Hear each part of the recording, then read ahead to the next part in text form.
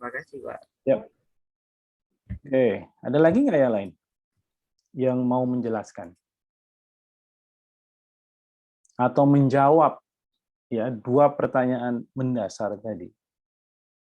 Kalau PPT kalian bisa baca ya. Oh, itu kan gampang gitu. Kayak kemarin soal-soal UTS-nya kan juga ternyata ada di PPT semua itu, kecuali yang studi kasus kan. Jadi ya ngapain juga kita bahas gitu. Kita akan bahas hal-hal yang justru tidak ada di PPT, tapi juga penting buat kita diskusikan. Ada lagi siapa yang mau berefleksi terhadap situasi terakhir kita ini? Masuk dari 29 orang cuma Marcel yang punya ide. Ya. Ya, yang perempuan ini siapa? Hani. Apa pendapatmu, Hani?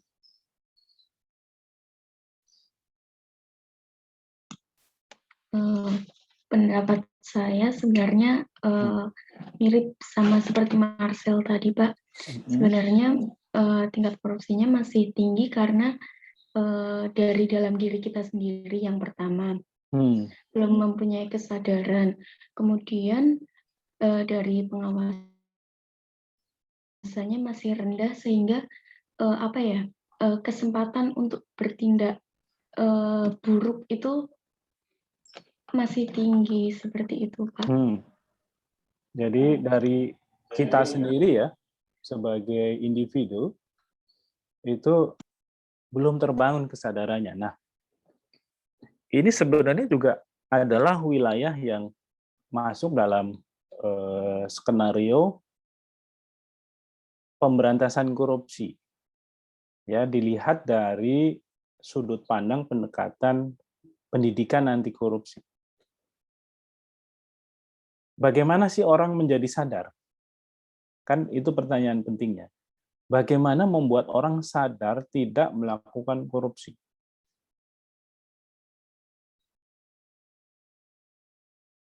Kurang apa? Tadi ya, belajar agama dari kecil. Bahkan ada yang fasih sekali membaca kitab. Tapi dalam kasus kemarin, menterinya yang hafal Al-Quran aja terjerat korupsi. Nah, ini kan luar biasa. Pengadaan Al-Qur'annya dikorupsi. Ya, di Kementerian Agama itu. Nyetak Al-Qur'an, uangnya dicolong. Itu kan kurang apa? Kurang ajarnya. Padahal dia kan pasti tahu ya, dia sedang membahas ini proyek pengadaan Al-Qur'an gitu. Tapi tetap dicolong. Dan yang melakukan itu orang Islam. Ya bukan orang yang punya agama yang berbeda gitu.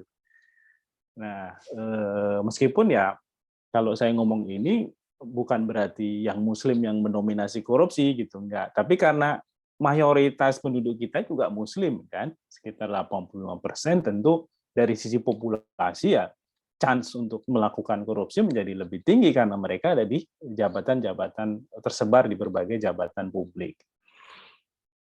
Nah, kita berarti ngomong soal watak. Kita berarti ngomong soal karakter. Ya, kita ngomong soal yang dulu Soekarno pernah impikan, nation building. Ya, bicara soal nation character building. Gimana sih membangun karakter nation kita, ya, bangsa kita ini?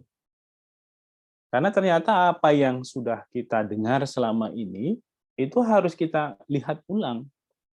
Apa yang kita sudah nyaman dengan status karakter bangsa kita, ramah, ya, suka menolong, apalagi mudah tersenyum, gitu ya. Itu kan satu persepsi yang terbangun di mana kita sudah nyaman dengan persepsi itu. Tapi kalau kita lihat ada maling, ketangkap, dibakar, ya, sehingga keramah tamahan itu otomatis tiba-tiba hilang. Kemarin di Detik ada supir truk berantem atau driver Pajero ya kemudian memukul kaca mobil truk ya, yang nggak tahu mungkin penyebabnya ada senggolan lah atau apa gitu. Yang itu menyebabkan kemacetan luar biasa. Itu juga hilang tuh. Tiba-tiba status keramah tamahannya gitu ya. Kita bangsa yang gemar dengan konflik. Konflik Poso, konflik Maluku, ya berdarah-darah itu sampai kepalanya dipotong, ditunjukkan kemana-mana. Coba kalian buka lagi kalau berani ya, kalau berani. Tapi kalau nggak berani nggak usah. Foto-foto lama konflik Sambas, ya di Kalimantan sana itu Risma tahu tuh. Itu bagaimana orang itu dengan sangat kejamnya memenggal kepala orang lain, yang kemudian kepala itu dibawa kemana-mana dengan darah yang masih mengalir. Itu memualkan, itu membuat kita mual sebenarnya kalau nonton atau lihat ya. Saya dulu pernah melihat semua liputan dari teman-teman media Jakarta yang meliput konflik di sana. Itu luar biasa, kekejamannya melebihi dari apa yang kita bayangkan. Tapi selalu ada pembenaran, ya. Pembenarannya apa ya? Kan orang Madura itu memang kayak begitu ya. Kalau di mana-mana dia singgah ya dianggap menjadi bagian dari haknya gitu. Karena dalam keyakinan mereka itu ya semua tanah itu milik Tuhan. Ya, semua wilayah itu milik Tuhan gitu. Jadi kalau mereka hadir di situ ya ya itu juga bagian dari hak mereka gitu. Jadi memang pendekatannya harus sosiologis ya. Melihat karakteristik dan watak dari masing-masing kelompok di Indonesia ini, karena Indonesia ini beragam sekali. Nah itu dengan situasi-situasi begitu ludes, hilang gitu. Nah karakter building itu memang jadi pekerjaan berat. Bagaimana mengajari orang yang sederhana saja, jangan buang sampah sembarangan aja deh. Ya, itu beratnya bukan main. Karena kadang-kadang kita sebagai orang tua ngajarin anak-anak kita secara sadar atau tidak. Saya itu pernah ya dalam berbagai macam kesempatan melihat, menyaksikan sendiri bagaimana orang itu dengan mudah melakukan pelanggaran. Tadi contohnya misalnya buang sampah. Saya pernah menyaksikan ada anak kecil itu misalnya minta ya masukan ke orang tuanya sebenarnya, Bu ini sampah dibuang kemana gitu. Anak kecilnya bertanya, ibunya menjawab udah buang aja situ. Padahal nggak ada tempat sampahnya. Ini kan mengajari pelanggaran sebenarnya, ya secara tidak langsung.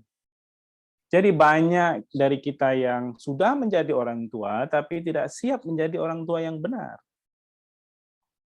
Nah, ini yang juga merusak sebenarnya, ya, yang menghancurkan ya masa depan anak-anak itu gitu karena mereka akhirnya terbangun persepsinya, oh, buang sampah boleh dimanapun. Ya. Nah, ini berbeda sekali dengan apa yang saya saksikan misalnya ketika saya kuliah dulu di Australia. Saya itu kerja di pasar dulu untuk nambah biaya hidup. Jadi saya itu buka toko, nutup toko, jualan gitu ya, dapat lumayan tuh uang harian. Nah kalau sudah nguli, capek, saya makan kan karena di pasar ya ada tempat makan gitu. Nah, karena Victoria Market itu adalah point of interest dari turis di berbagai negara, ya banyak sekali turis-turis yang datang, baik dengan sendiri, dengan pasangan atau dengan anak-anaknya. Nah, pada suatu ketika saya sedang makan, ada anak kecil itu nggak sengaja buang plastik, ya. Itu orang tuanya marah karena buang plastiknya nggak di tempat sampah. Orang tuanya marah, ambil plastik itu, taruh di tempat sampah. Anak kecilnya nggak mau, dimarahin. Kalau kamu nggak ngambil, jangan makan, katanya. Segitunya orang tua mendidik agar anaknya sadar. Sementara di kita sebaliknya, udah buang aja situ, ya enteng sekali. Sehingga apa? Ya sungai penuh dengan sampah.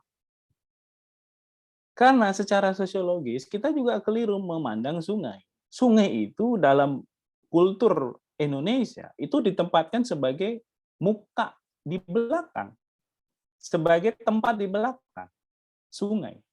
Ya, makanya coba lihat sungai-sungai di Indonesia itu membelakangi rumah.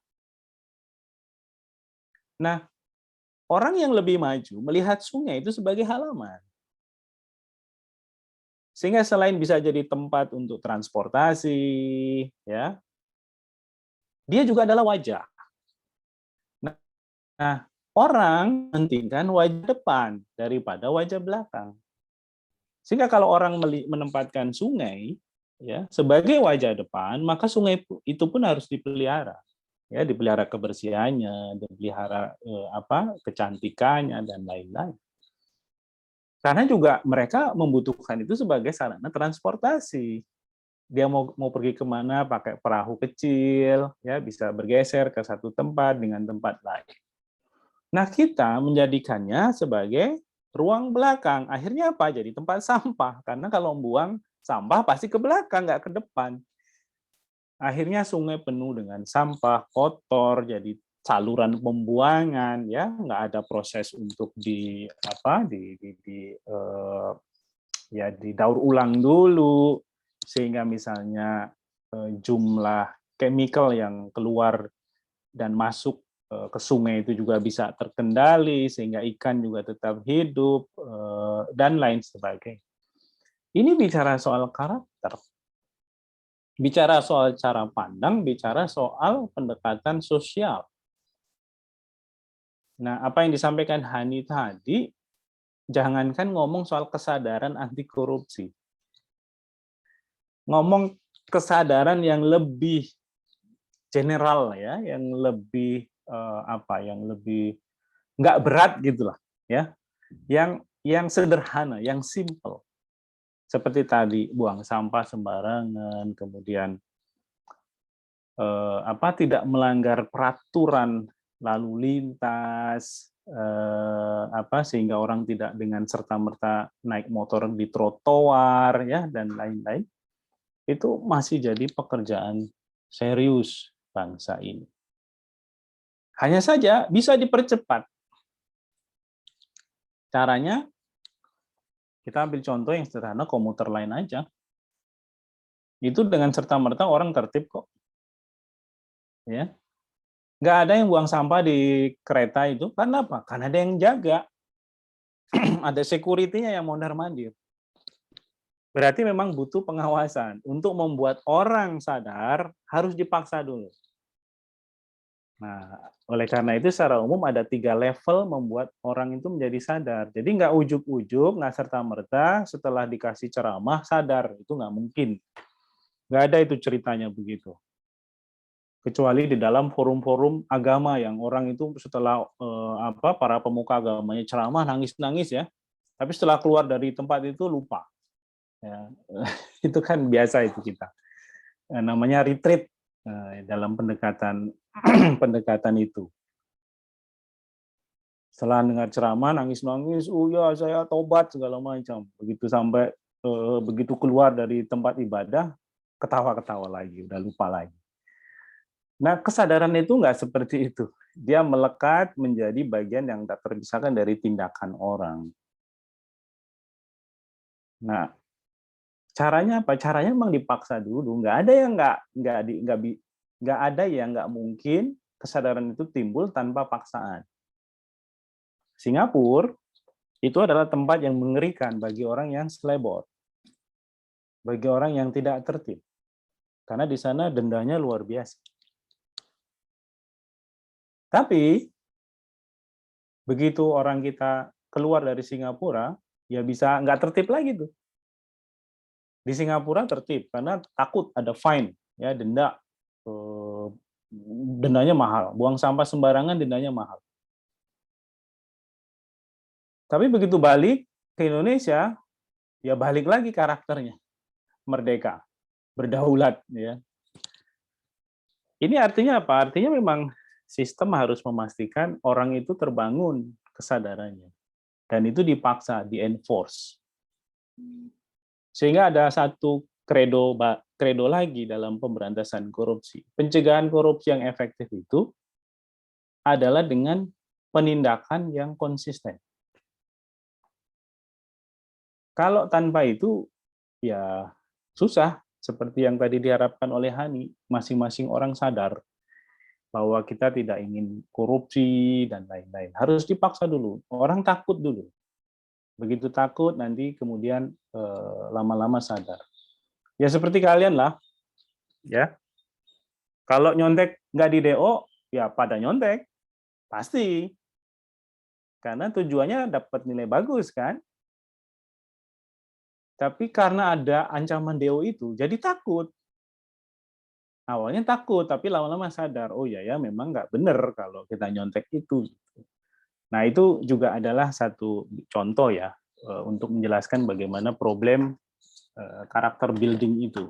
Kalau tidak ada enforcement yang konsisten. Bentar, saya colok baterai dulu. Oke, nah sekarang kita ngomong soal korupsi. Apa sih korupsi? Nah sekarang untuk kalian lebih tahu dalam, saya pengen share ya beberapa case study.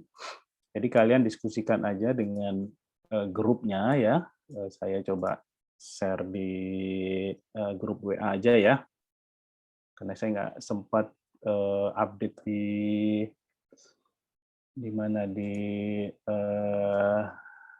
Google Classroom. Ini saya share aja semua studinya di WA group.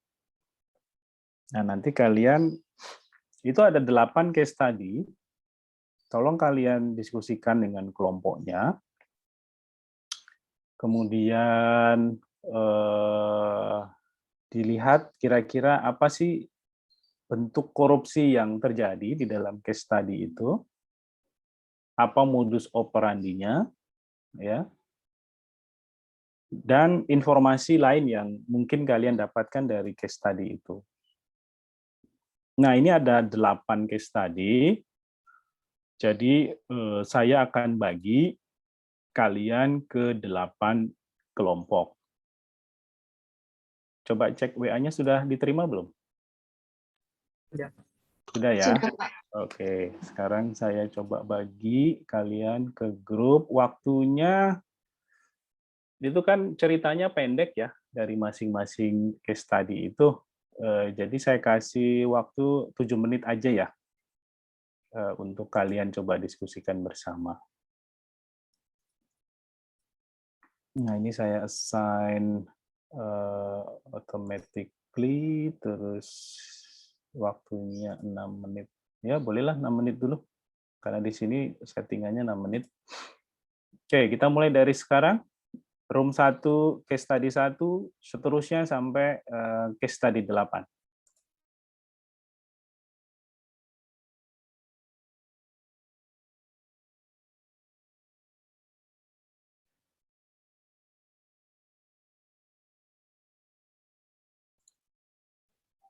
Ya, oke. Tadi broadcast saya masuk nggak ya? Masuk, Pak. Masuk ya. Oke, siap. Nah, sekarang coba kita mulai dari room 1. Sebentar saya share aja case study-nya apa ya, supaya kalian bisa baca. Atau kalian sudah dapat semua kan ya, jadi bisa baca masing-masing. Ini saya buka kok, Office saya agak hang ini, sebentar. Case study 1, oke, silakan. Kelompok 1 ada Hani, ada Ulul, ada Nilna, ada Wahyu. Silakan siapa yang mau jadi jubir atau semuanya mau bicara, monggo saja. Ya, tes. Suara saya kedengaran Pak ya? Dengaran, dengaran. Oke. Assalamualaikum warahmatullahi wabarakatuh. Waalaikumsalam. Semua. Di sini kami akan menjelaskan studi K1. Jadi pertama-tama mungkin ada yang belum baca atau ada yang gimana? Belum baca ya. Saya ceritakan dulu Pak kronologi singkat ya. Nah, jadi tuh di kasus satu ini Ketua KPU Konawe Selatan itu dengan 4 rekan yang lain terlibat kasus korupsi, yaitu sewa rental mobil fiktif di Pilkada Konawe Selatan 2015 lalu.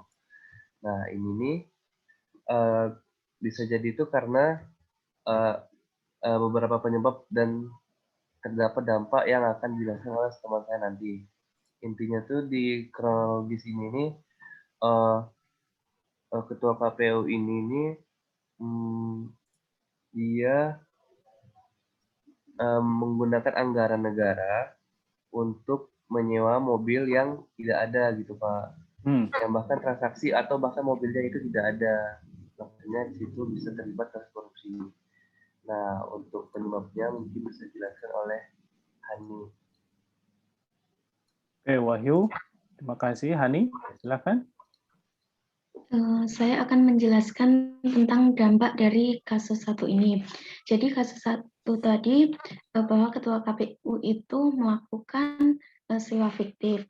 Sudah jelas bahwa dampaknya itu akan menyebabkan kerugian uang negara karena tadi adanya sewa fiktif itu menyebabkan adanya belanja sewa sehingga sewa fiktif yang menyebabkan adanya tagihan yang palsu.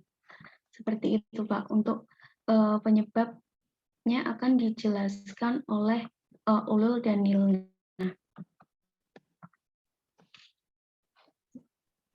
Ya, lanjut. Ulul atau Nilna? Ya, Ulul ya. Penyebabnya sendiri dilihat dari posisi D yang Ketua KPU, kami menyimpulkan bisa saja penyebabnya ini terkait dengan masalah hukum, yaitu karena penegakan hukum korupsi di Indonesia sendiri yang tidak tegas. Karena berdasarkan yang pernah Bapak jelaskan juga sewaktu di kuliah anti korupsi online itu, rata-rata vonis korupsi itu hanya 2 tahun. Nah, mungkin karena memandang rendah faktor hukum tersebut menyebabkan mereka melakukan korupsi. Nah, untuk faktor lainnya akan dijelaskan oleh Nina. Penyebab lainnya itu bisa aja karena dia itu seorang ketua KPU, ketua gitu, jadi dia merasa punya kekuasaan itu untuk melakukan apa saja, jadi dia melakukan penyalahgunaan wewenang gitu Pak. Oke. Itu case study 1 ya. Soal sebentar, ini tadi kasusnya KPU Konawe itu melakukan penyewaan mobil fiktif ya. Fiktif itu kan secara sederhana ya nggak ada barangnya tapi keluar uangnya. Ya, nggak ada barangnya tapi keluar uangnya. Nah, ini modus yang juga umum di dalam korupsi, terutama di sewa menyewa, pengadaan, ya misalnya satu Pemda beli laptop, ya disebutkan dalam laporannya itu 100 unit, tapi yang datang 50. Nah, berarti sisanya fiktif, karena nggak ada barangnya. Nah, itulah yang disebut sebagai kerugian negara dari angka yang sudah keluar, tapi barangnya tidak pernah ada. Nah, dalam kasus KPU Konawe ini sama modusnya. Ini sebenarnya modus yang paling sederhana ya. Ibaratnya pelaku korupsi yang melakukan modus seperti ini, mereka bisa dibilang agak-agak bodoh ya, karena mudah dideteksi. mudah dideteksi. Sayangnya nggak minta saran ke saya, gimana caranya supaya nggak terdeteksi. Jadi ya di audit ya pasti akan ketahuan, ya pasti akan muncul jejak-jejaknya gitu. Nah, dalam kalau kita kaitkan dengan isu pengertian korupsi di awal, sebenarnya kalau kita ngomong soal apa itu korupsi, ya undang-undang kita yang 3199 atau 20/2001 tidak pernah menjelaskan definisinya. Jadi misalnya korupsi adalah itu nggak ada. Jadi per definisi korupsi itu nggak ada di dalam undang-undang tindak pidana korupsi. Yang ada kemudian ya pasal-pasal yang mengatur soal perbuatan yang disebut korupsi. Nah, dari case tadi satu tadi disebutkan menyewa fiktif adalah korupsi. Kenapa disebut korupsi? Ya penjelasannya sederhana. Tadi satu KPU ya, ketua KPU. Ketua KPU pejabat publik? Iya, ya, dia dipilih, dia difasilitasi oleh negara, dapat gaji dari negara. Ya. Perannya adalah untuk menyelenggarakan pemilu supaya pemilu itu jurdil, ya, terlaksana dengan baik, tidak ada kecurangan, dan lain sebagainya. Nah, oleh karena itu, maka dia disebut melakukan korupsi. Nah, korupsinya apa? Di dalam Undang-Undang Tindak Pidana Korupsi, undang-undang hanya mengatur mengenai perbuatannya. Ya, kalau yang dalam bahasa hukum itu adalah deliknya yang diatur. Nah, perbuatan itu kemudian supaya mudah dibagi ke 7 jenis perbuatan korupsi. Nah, yang dimaksudkan dalam kasus satu itu adalah jenis perbuatan korupsi yang terkait dengan kerugian keuangan negara. Karena apa? Karena perbuatan si ketua KPU ini membuat negara menjadi rugi. Ya, karena dia sudah mengeluarkan anggaran, ya tentu lewat memo, perintah, ya dan lain-lain, tolong keluarkan uang segini karena saya sewa mobil. Tapi ternyata mobilnya nggak ada penyewaan, uangnya masuk kantong.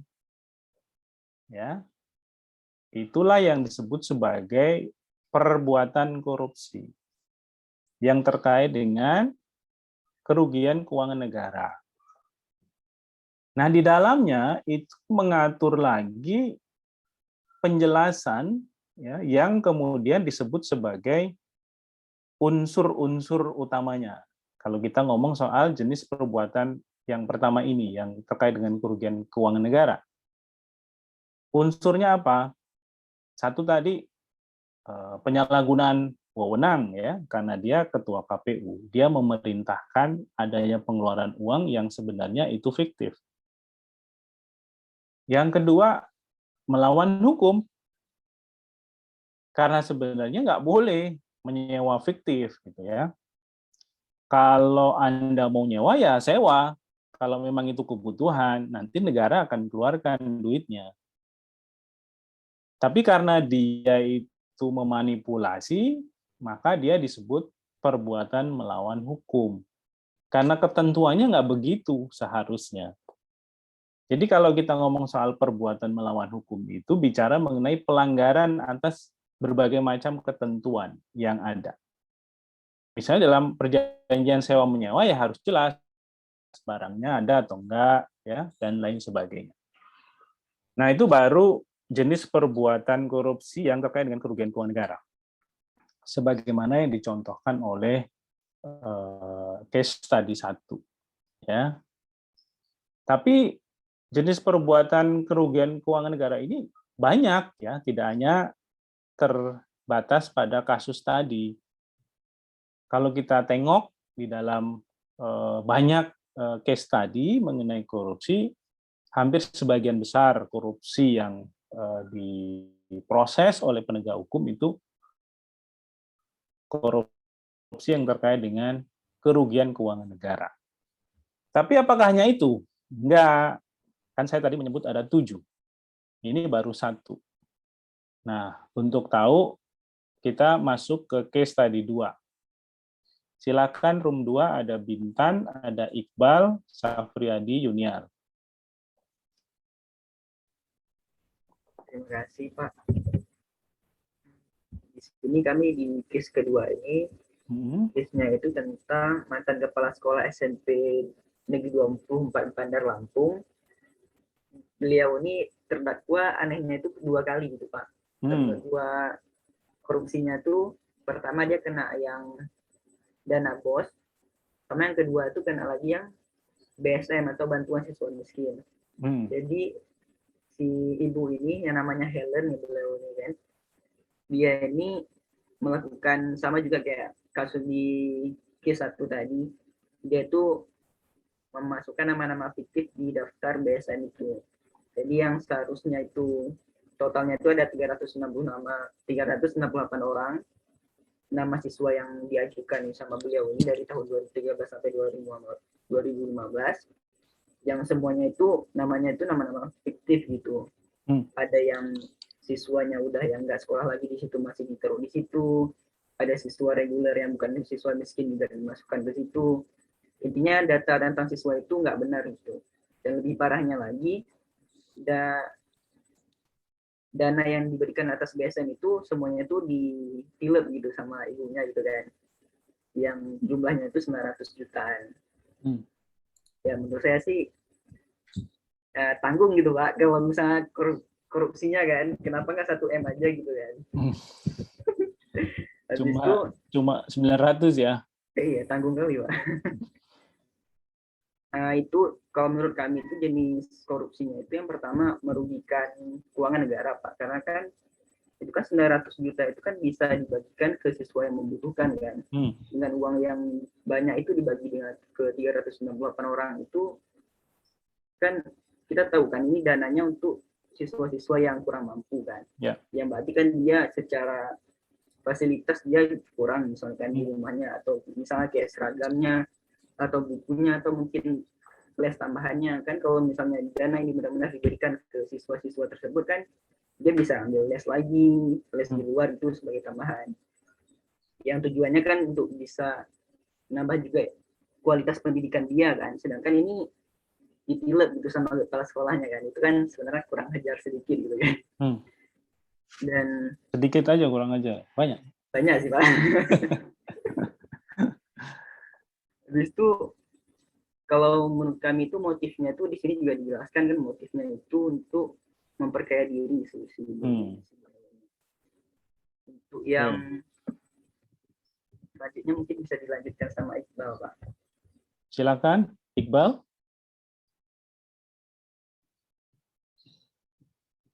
Iqbal Ansori, ya. Oke, kemudian tadi kan udah jelaskan secara. Kamu kok membelakangi kita, Iqbal? Oh iya Pak, fotonya. Oh itu foto ya. Oke, lanjut. Dari kasus yang udah jelaskan tadi oleh Safri ya, kita bisa ambil apa untuk dampak yang diakibatkan dari kasus ini. Selain tadi merugikan negara, kita juga bisa melihat bahwa sekolah SMP Negeri 24 Lampung ini juga pasti nama baiknya sedikit banyak tercemar gitu Pak ya, karena yang diakibatkan oleh Ibu Helen ini gitu.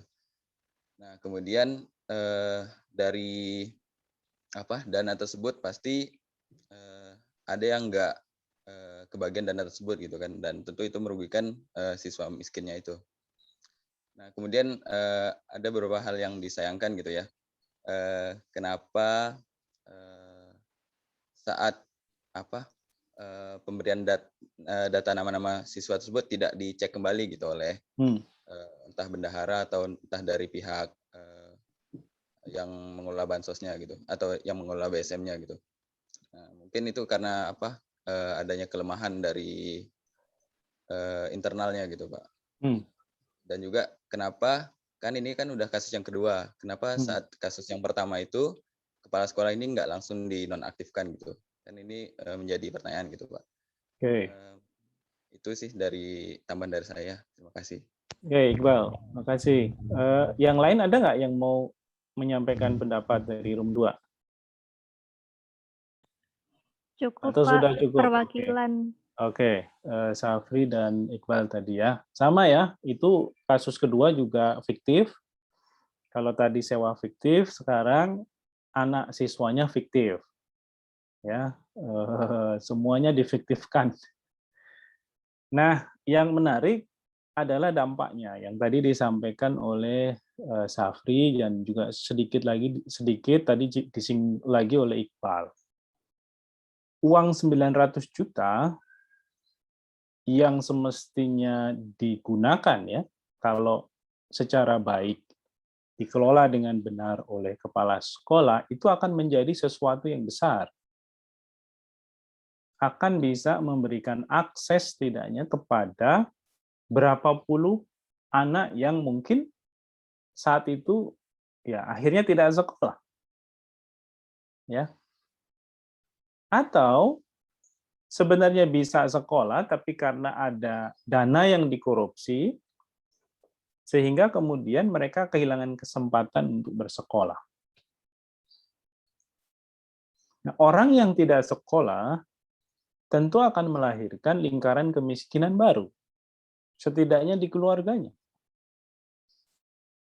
Ya, tentu ini sesuatu yang tidak selalu benar, akan tetapi secara umum ketika orang ingin mendapatkan pekerjaan yang layak, maka dia juga harus punya pendidikan yang layak.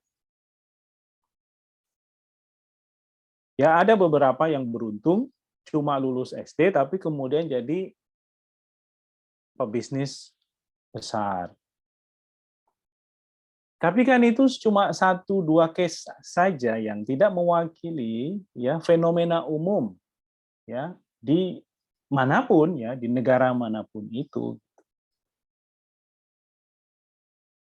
Jadi pendidikan menjadi sesuatu yang penting, oleh karena itu di dalam konstitusi Indonesia pendidikan adalah hak dasar warga negara yang tidak boleh dicabut dalam keadaan apapun. Makanya ketika pandemi sekolah juga harus jalan. Meskipun dilakukan secara online karena itu adalah hak mendasar. Nah, 900 juta itu juga kalau dijadiin perpustakaan, misalnya di sekolah itu dibuat bagus, bukunya jadi banyak, koleksinya, anak-anak tentu menjadi lebih smart ya karena mereka gemar membaca. Mereka kemudian merasakan nyaman di perpustakaan karena perpustakaannya bagus, enak ya. Karena jarang sekali di Indonesia sekolah, terutama sekolah dasar, punya perpustakaan yang bagus. Sehingga anak kerjanya ya jajan. Ya, di pinggir jalan, ya, tukang-tukang pedagang kaki lima yang selalu berjejer di pagar-pagar sekolah itu. Mereka nggak punya tempat lain untuk ya mengisi kekosongan saat misalnya bel istirahat. Kalau pengen dapat perpustakaan yang bagus, sekolahnya mahal. Ya. Ya kayak anak saya di swasta ya, di perpustakaannya juga ada laboratorium untuk nonton film gitu. Sehingga dia nyaman di perpustakaan. Tapi kan effort untuk dapat mengakses itu orang tua harus keluarkan biaya yang besar. Padahal pendidikan itu tanggung jawab negara. Sehingga kalau ada yang tidak bersekolah di usia wajib belajar, maka orang tuanya sebenarnya bisa kena sanksi. Karena itu pendidikan wajib. Karena pendidikan wajib, maka negara harus nyediain uangnya. Nah, uangnya sudah disediakan, sebagian kecil, dikorupsi. Ya, oleh kepala sekolah. Nah, bayangkan, itu baru Helen ya. Berapa jumlah kepala sekolah di Indonesia selain Helen? Saya nggak menuduh semua kepala sekolah begitu ya, tapi ini kan situasi yang secara umum terjadi ya di berbagai tempat. Saya dulu karena kuliah di IKIP, saya itu punya kewajiban PKL. PKL itu ngajar untuk membuktikan Anda anak IKIP punya skill mengajar nggak gitu. Jadi 3 bulan itu saya mengajar di satu sekolah SMK, sekolah menengah kejuruan. Muridnya perempuan semua, karena itu SMK. Hanya 2 yang laki-laki, itu pun minoritas sekali.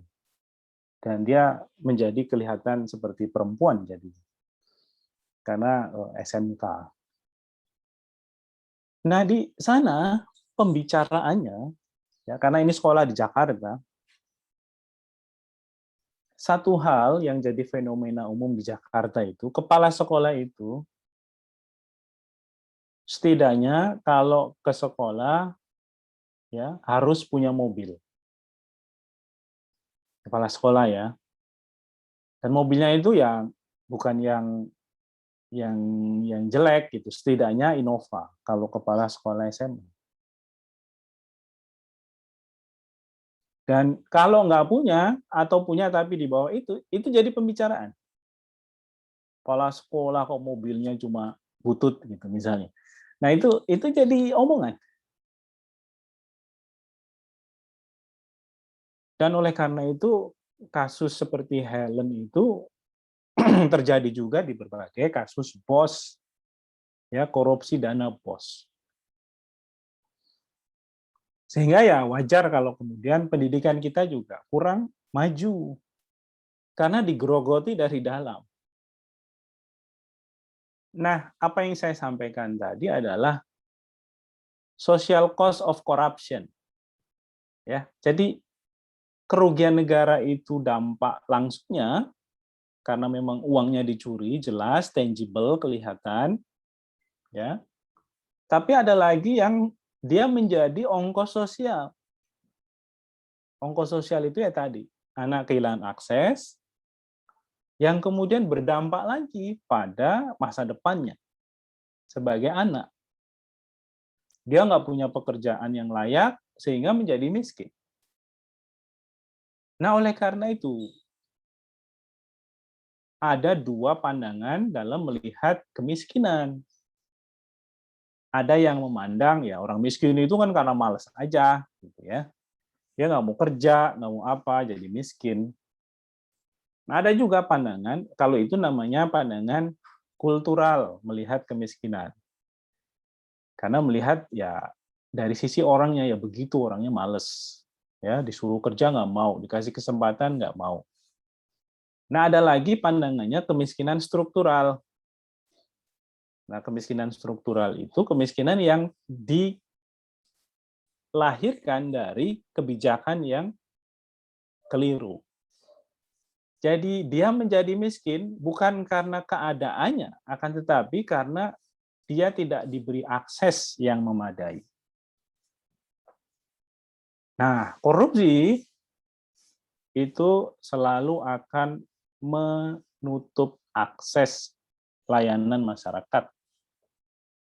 Kesehatan, ya, soal pandemi tadi lah, soal yang awal tadi saya ceritakan, mau ngubur kok dicas 12 juta.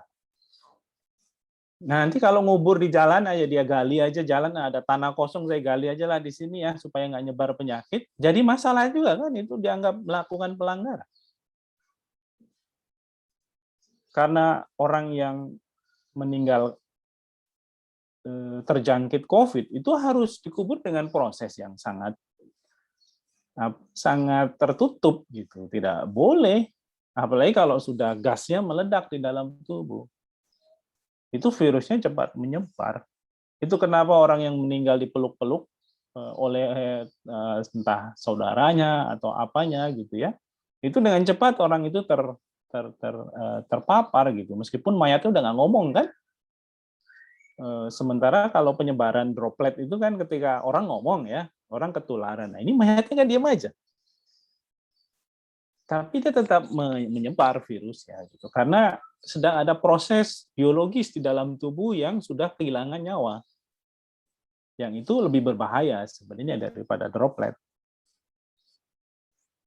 Nah, akses terhadap kesehatan, akses terhadap pendidikan yang buruk itu sebagian karena masalah korupsi. Nah, itu case study 2. Ya, kita bisa belajar banyak dari case study itu. Sekarang kita lanjut ke room 3, ada Alvin, ada Adinda, ada Yuni, ada Zaki. Silakan.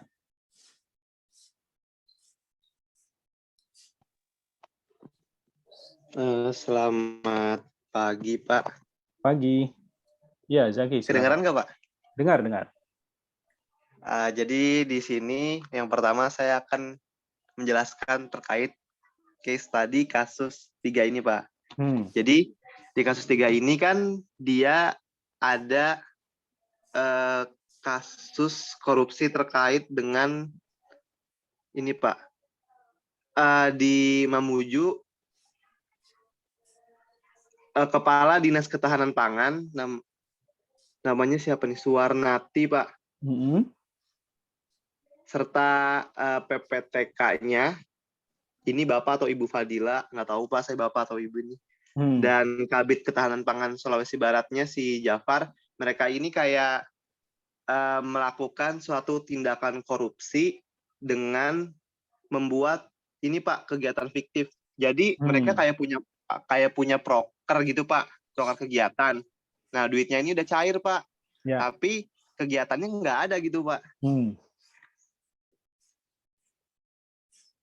Oke. Jadi fiktif ya, kegiatan fiktif. Tadi ada apa? Ada sewa fiktif, ada anak sekolah fiktif, ada kegiatan fiktif. Iya, Pak. Nah, ini udah ditanganin sama si Kepala Seksi Pisdus Mamujunya, Pak Cahyadi Sabri.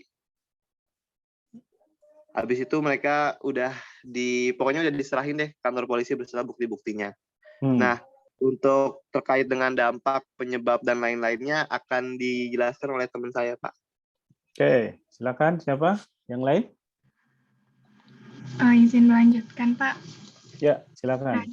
Dari hasil diskusi tadi, kalau dikaitkan dengan pengertian korupsi menurut jenis-jenisnya tadi kan ada 7 ya Pak, dan dari Pak Adnan tadi kan juga udah menjelaskan kalau yang transaksi fiktif ini dalam case ini tuh masuk ke dalam bentuk kerugian keuangan negara, di mana atas transaksi kali ini tuh kegiatan fiktif yang dilakukan itu tuh merupakan perbuatan melawan hukum, di mana uang yang didapat itu untuk kepentingannya sendiri. Nah, dari case ini kan juga dilihat sebenarnya tuh ada peran antar jabatan yang terkait juga Pak, karena di sini kan Bu Suwarniati itu dia tuh merupakan mantan Kadis Ketahanan Pangan. Terus yang Fadila itu kan PPTK-nya, dan Ja'far itu kan Kabid Ketahanan Pangan Sulbar. Jadi tuh dalam kasus ini tuh nggak main sendirian gitu loh Pak, tapi ada timnya kayak yang saling terkait dalam jabatannya. Oke. Nah, itu satu fakta yang baru ya, yang juga ditemukan, dianalisis oleh Room 3 soal aktor yang terlibat. Yang tidak hanya satu, akan tetapi beberapa. Mereka bekerja sama supaya korupsi itu bisa terwujud ya. Karena kalau sendiri mungkin jadi susah. Oke, itu satu hal baru ya untuk melihat dan menalar bagaimana korupsi bekerja sebenarnya di dalam satu institusi. Ada lagi tambahannya dari room 3? Ada Pak dari Alvin dan Yuni. Alvin, Yuni, silakan.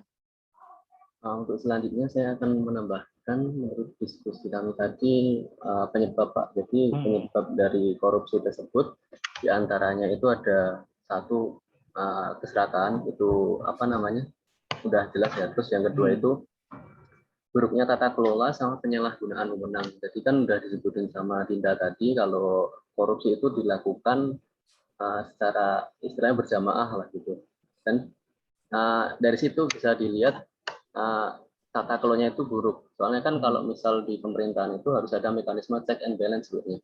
Jadi kayak PPTK itu sebetulnya kan bertanggung jawab pada PA atau KPA. Nah, sedangkan di situ PA atau KPA-nya kan kepala dinas. Nah, kepala dinasnya aja udah bekerja sama PPTK. Jadi di situ itu tata kelolanya itu ya udah nggak ada check and balance-nya lagi. Soalnya udah pada kerja sama semua, Pak. Yeah. Terus ada penyalahgunaan wewenang juga seperti tadi kepala dinas kan sebagai PA KPA dia sebagai PA KPA itu mengadakan pengadaan apa namanya kegiatan itu melakukan penyalahgunaan wewenang dengan bekerja sama dengan PPTK sebagai penyelenggara kegiatan tersebut. Terus yang terakhir itu mungkin dari segi pengawasannya juga itu agak dipertanyakan Pak, soalnya kan itu kegiatan fiktif ya, jadi sebenarnya kalau dari sisi audit itu bisa terdeteksi sejak dini kalau apa namanya kegiatan fiktif, apalagi gampang banget lah ya ngeceknya. Ya, tapi sampai terjadi kasus itu pun sampai dana yang cair nggak terdeteksi, jadinya agak dipertanyakan. Anak STAN semester 3 juga udah bisa tuh mendeteksi proyek fiktif ya. Mungkin itu saja dari saya, Pak. Siap, makasih.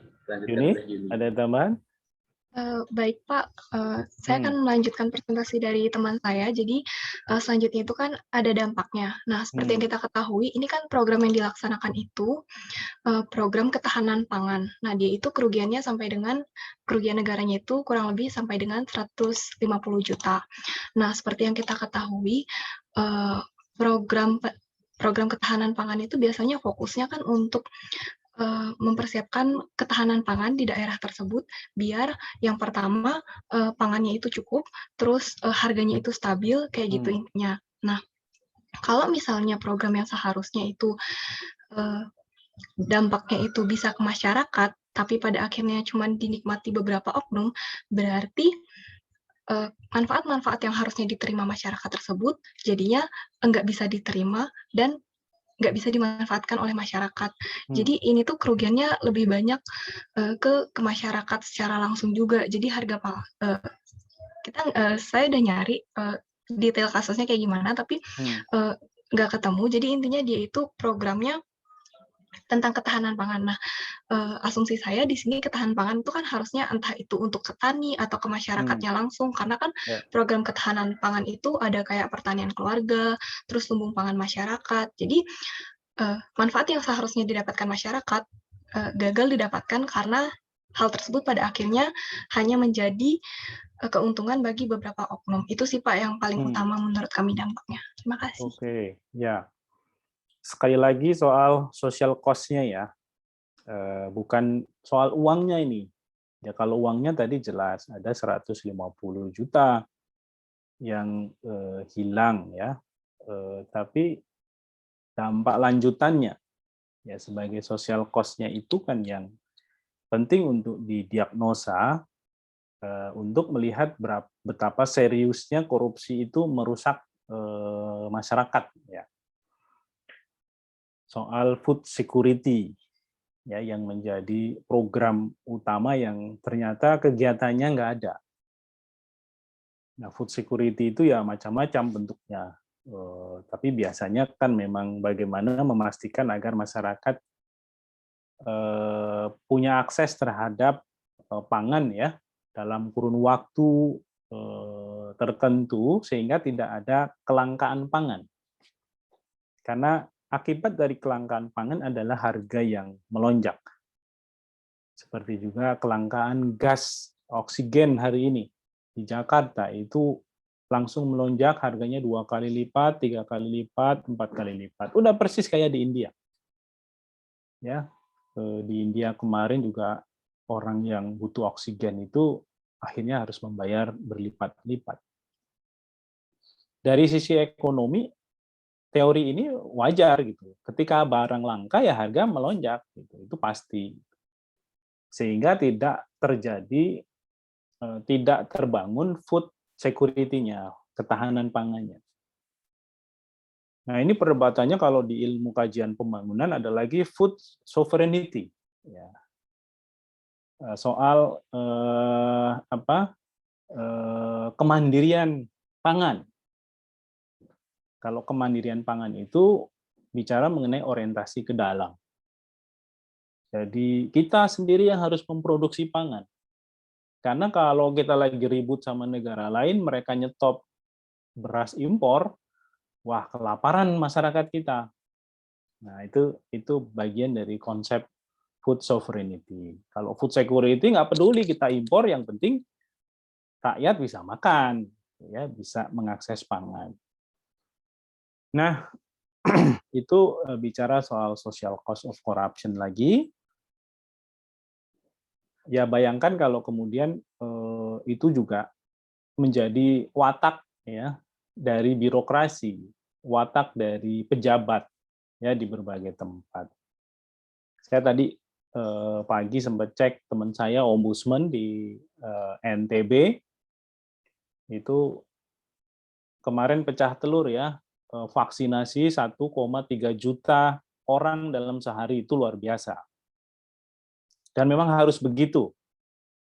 Jadi kalau kalian, ini saya mumpung ingat, kalian sudah pada vaksin belum? Kalian sudah 18 tahun ke atas kan ya? Sudah, Pak. Sudah ya? Sudah, Pak. Oke, good.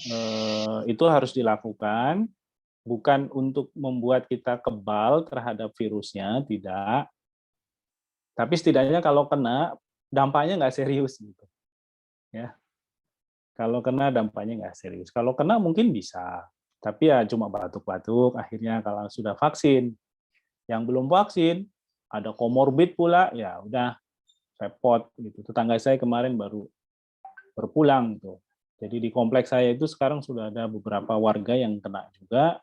Kemarin usianya baru berapa ya, 48 tahun ya, meninggal. Karena ada komorbidnya. Ada diabetes, ada darah tinggi, dan lain-lain. Jadi hidup sehat penting, supaya imunitas juga terbangun. Oke, itu untuk room 3. Kita ke room 4 sekarang, ada Risma, Tania, dan Miftah. Ada Ulum, silakan. Pak, saya juga dari kelompok 4, Pak. Oh, Sandi juga ya? Iya, Kok Pak. di room 4-nya nggak muncul namanya ini? Tadi sempat error Zoom saya, Pak. Oh, pantesan. Rejoin Jadi lagi. keluar ya. Siap. Oke, Ya. Sandi. Oke, silakan. Ini yang case nomor 4 ini, dia penyalahgunaan wewenang gitu dia, Pak. Yang mengenai Jalan Kemiri Depapre. Nah, kalau kronologinya itu pas waktu dianggarkan, awalnya kan anggarannya itu sekitar 40 miliar kan. Terus dia di tahun 2015 itu naik anggarannya jadi 90 miliar. Nah, naik anggarannya itu bikin salah satu PT itu tertarik untuk mengerjakan proyeknya ini. Nah, akhirnya diberilah jalan sama Kepala Dinas PU. Siapa namanya ini? Bapak Michael Kambuaya. Nah, dari situ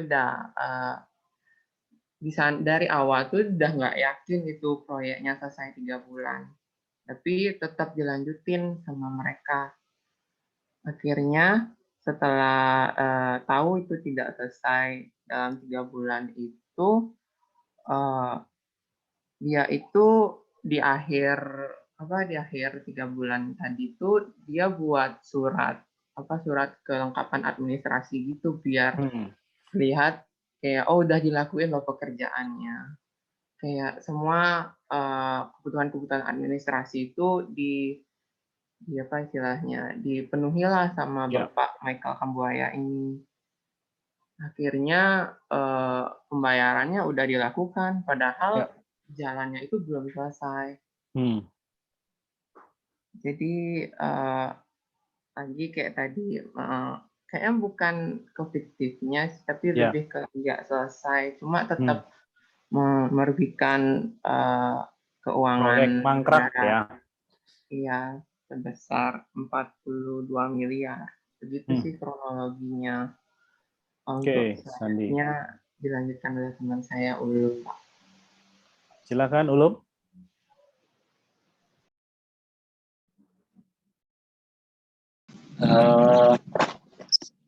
Saya menjelaskan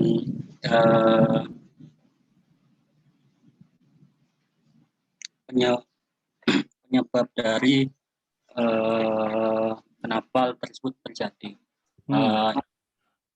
Mungkin ini bisa jadi karena kurangnya pengawasan yang ada, mulai dari pemilihan tendernya ini sudah sudah bisa disebut kong kali kong lah.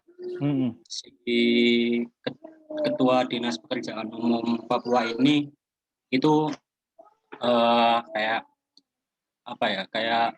berkomisi sama si komisaris PT yang mengerjakan proyek tersebut. Nggak cukup hanya di situ, dia juga mark up harga-harga yang digunakan untuk proyek tersebut, sehingga yang tadinya proyek yang hanya sekitaran 40 miliar membengkak jadi 80 miliaran. Oke. Jadi ada indikasi penggelembungan harga ya di dalam proyek ini. Jadi ada 2 tadi faktanya. Satu, proyeknya nggak selesai tapi dianggap selesai. Yang kedua, dari sisi biaya juga dibengkakkan. Yang harusnya unit cost-nya itu 1.000 jadi 10.000. Ya, sehingga ada 2 kerugian negara di situ. Kerugian negara yang terkait dengan penggelembungan harga dan kerugian negara terkait dengan tidak selesainya proyek itu yang kemudian dianggap selesai. Tania, ada penjelasan lagi? Iya, Pak. Ya, silakan. Sedikit tentang dampaknya. Yang Bapak jelaskan kan itu merugikan negara. Terlihat masyarakat di sekitar, karena sebenarnya awal proyek jalan ini tuh untuk memudahkan mobilitas masyarakat di sana. Namun dengan mangkraknya proyek ini kan akhirnya masyarakat jadi terhambat mobilitasnya, misalkan mobilisasi hasil panen mereka, sehingga masyarakat jadi kesulitan untuk melakukan kegiatan ekonominya. Kira-kira begitu, Pak. Ya, yang disampaikan Tania tadi valid ya. Apalagi ini proyek jalan.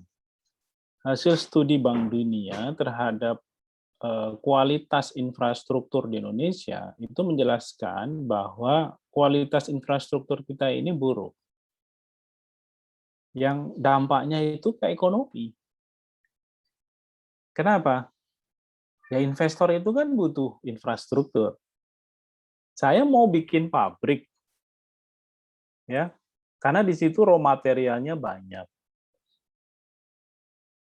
Oleh karena itu saya langsung mau produksi aja di tempat itu supaya murah.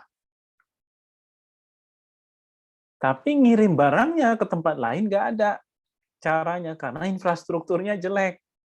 Nah, akhirnya orang batal investasi. Nggak mau investasi di situ, nggak menguntungkan buat saya. Atau, saya pernah baca satu studi menarik di NTT soal kemiskinan di sana. Karena NTT ini selalu ditempatkan sebagai provinsi miskin di Indonesia.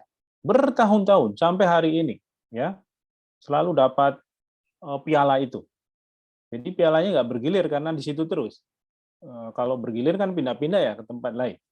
Nah ini ke NTT terus, sehingga karena saking miskinnya dan nggak bisa keluar dari kemiskinan itu, NTT itu kepanjangan dari atau singkatan dari nanti Tuhan tolong. Nah, kalau Tuhan sudah akan tolong, baru dia akan lepas dari kemiskinan. Itu satu tipe dengan tetangganya NTB. Ya, kalau NTT itu nanti Tuhan tolong, kalau NTB nanti Tuhan bantu. Baru akan lepas dari kemiskinan. Nah, problemnya di NTT salah satunya karena diskoneksitas pembangunan infrastruktur. Jadi bukan nggak ada jalan, ada. Ya, kalau ditanya ada jalan, ada. Saya pernah ke Kupang dan sekitarnya, gitu ya, saya muter-muter, ya jalannya ada. Tapi masalahnya jalan itu menunjang mobilitas warga nggak untuk beraktivitas. Karena ternyata, nah ini kajian pembangunan itu mengkajiannya harus sangat mikro, ya. Karena ini bicara soal karakteristik masing-masing tempat, masing-masing masyarakat, komunitas. Ternyata ada pola yang berbeda antara kemiskinan kota dengan kemiskinan desa. Ada urban poor, ada rural poor. Ada poverty di urban community, ada poverty di rural community. Dan itu ternyata beda faktornya. Dalam kajian itu, yang di rural community, poverty-nya itu lahir sebagian besar karena infrastrukturnya tak tersambung. Jadi bikin jalan, tapi jalan itu nggak pernah dilalui orang. Nah, bayangkan. Jalan itu nggak pernah digunakan orang, tapi begitu ada kebutuhan warga supaya bisa pergi ke pasar misalnya, sehingga tanamannya itu bisa dijual, dengan itu menggerakkan ekonomi mereka, itu tidak terjadi. Orang harus jauh pergi ke pasar, ya sulit jalannya, masih banyak yang tidak teraspal, dan lain-lain. Sementara pemerintah memilih membangun jalan di tempat yang orang itu tidak beraktivitas. Nah, jadi ada orientasi yang berbeda. Nah, korupsi membuat orientasi itu menyimpang. Ya, karena sudah ada kong-kali-kong tadi Ulum ya, jelasin itu ada kolusi antara pengusaha dan pejabat publiknya. Nah, kalau sudah kolusi, sudah nggak ada prioritas, kira-kira kita memilih wilayah mana yang harus kita bangun, sehingga jalan itu bisa menghubungkan antara satu tempat dengan tempat lain, di mana masyarakat terfasilitasi mobilitasnya. Nah, ini enggak gitu ya. Makanya banyak juga jalan-jalan yang atau jembatan yang di situ yang lewat cuma setan gitu, hantu. Karena orang nggak lewat situ, tapi dibuatin. Ya, akhirnya hantunya senang kan, dibuatin jembatan oleh pemerintah. Gitu. Padahal mereka nggak bayar pajak. Ya, yang bayar pajak masyarakat. Nah, jadi menurut saya ada banyak sekali aspek yang berhubungan dengan soal skenario strategi pembangunan yang dikaitkan dengan masalah korupsi. Nah, karena studi saya S2 itu soal studi pembangunan, maka saya lebih banyak melihat isu korupsi dari sudut pandang pembangunannya, ya, bukan dari hal yang lain. Nah, itu problem lainnya. Itu juga bagian dari social cost of corruption. Ya, yang masyarakat itu bisa cepat gitu ya. Kalau mau bermobilitas dari satu tempat ke tempat lain dengan kondisi jalan yang rusak atau tidak sepenuhnya terbangun, mereka membutuhkan waktu lebih banyak. Itu artinya produktivitas mereka berkurang. Karena waktunya lebih banyak dipakai untuk effort menuju satu tempat ke tempat lain. Sama juga dengan macet di Jakarta, infrastruktur Jakarta sudah bagus, tapi macet. Yang harusnya 30 menit jadi 2,5 jam. Nah, itu kerugiannya juga besar ya. kerugian waktu gitu. Sehingga banyak orang kalau di kita itu di Jakarta, kita itu selalu menyebut kita itu tua di jalan. Karena waktu kita di jalan itu lebih banyak daripada di kerjaan sama di rumah. Jadi tua di jalan. Jadi di jalan kita menua gitu. Nah, itu juga masalah serius yang harus dibenahi. Nah, pembenahannya bisa kalau tata kelolanya bagus. Kalau korupsinya bisa diperangi. Lagi-lagi ujungnya masalah korupsi. Ya, bukan masalah lain. Orang kita pintar-pintar kok. Ya, ada banyak PhD di Indonesia. Ada banyak doktor di Indonesia. Meskipun ada juga profesor kehormatan ya, tapi itu nggak dihitung lah. Itu kan hadiah ya. Yang diberikan kepada orang yang memang meminta ya. Jadi nggak usah dianggap kalau itu, karena nggak ada karya intelektualnya, nggak ada karya penelitiannya, tiba-tiba simsalabim jadi profesor. Nah, itu penyakit ya yang kemudian berhasil ditulis dengan baik oleh Mas Gunawan Muhammad kemarin di status Facebook-nya. Gila kehormatan, gila jabatan, gila gelar. Jadi kalian bisa baca itu. Oke, itu problem infrastruktur. Itu baru ngomong infrastruktur ya. Baru ngomong satu gitu. Yang satu proyek jalan kerugiannya 40 miliar tadi ya. Sementara setiap daerah itu selalu punya proyek jalan. Entah cuma perawatan atau membangun yang baru. Dan kenapa korupsi di infrastruktur itu selalu jadi selalu jadi favoritnya para pejabat. Lebih enak korupsi di sektor infrastruktur sebenarnya gitu, bukan di dana bos seperti Bu Helen tadi. Tapi ya karena Bu Helennya kepala sekolah, kebetulan ya yang bisa dikorupsi yang di situ ya. Infrastruktur itu jadi tempat yang paling rawan dikorupsi dalam banyak studi. Nah, itu kenapa? Ada yang tahu nggak? Dibaca ulang dari case study tadi, itu sudah kelihatan.